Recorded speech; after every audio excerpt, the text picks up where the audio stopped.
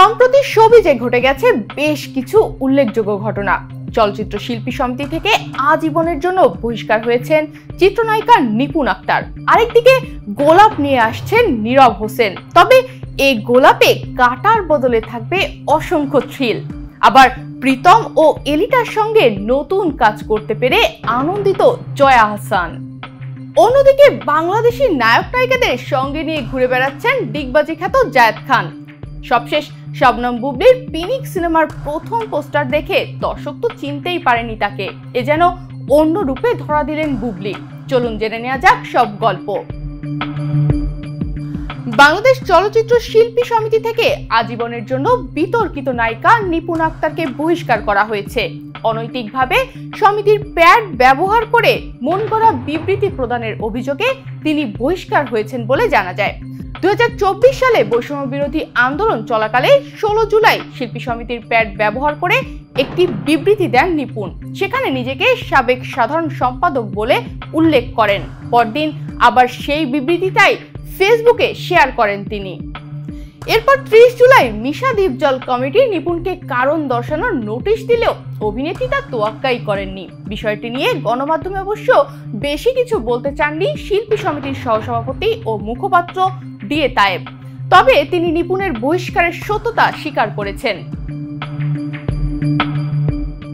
এদিকে থ্রিলার ঘরানার গোলাপ সিনেমা নিয়ে আসছেন নীরব হোসেন। বর্তমানে সোশ্যাল মিডিয়ায় সুবাস ছড়াচ্ছে গোলাপ সিনেমার ফার্স্ট লুক।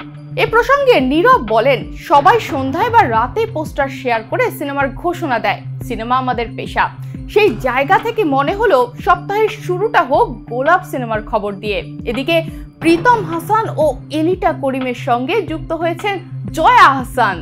সেই সূত্র ধরে জয়া আহসান একটি পোস্টও দিয়েছেন। সেই পোস্টে তিনি বলেছেন, আশা করা যাচ্ছে খুব তাড়াতাড়ি তাদের একসঙ্গে খুব দারুণ একটা চলচ্চিত্র আসছে। তবে ঠিক কি ধরনের কাজে জয়া, এলিটা ও প্রীতম একসঙ্গে হাজির হবেন তা অনেকটা রহস্য হিসেবেই রাখা হয়েছে।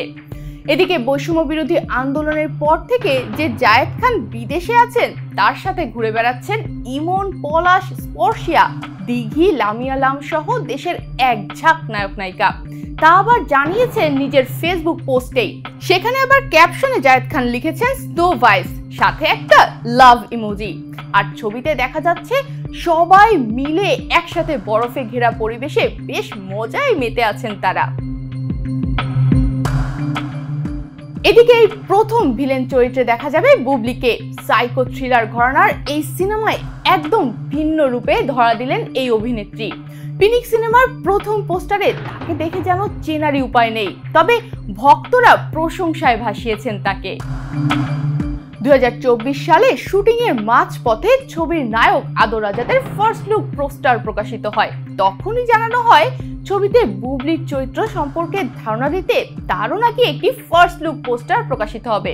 এরপর শনিবার সন্ধ্যায় পিনিক ছবিতে বুবলির ফার্স্ট লুক পোস্টার প্রকাশিত হয়েছে, যেখানে দেখা গেছে স্কার্ফ আবৃত নায়িকার মাথা, চোখে সানগ্লাস, বুবলির মুখমণ্ডল খাঁচায় বন্দি। তার কাঁধ থেকে নিচের অংশ কালো পোশাকে ঢেকে রয়েছে, যা রহস্যময় আবহ তৈরি করেছে। তবে নায়িকা হোক বা ভিলেন, এই চরিত্রেও ভক্তরা তাকে প্রশংসায় ভাসিয়ে দিচ্ছেন। আশা করা যাচ্ছে বুবলি এই ছবিতেও মাতিয়ে দিবেন সবাইকে। তনিমা রহমান, বাংলাদেশ প্রতিদিন।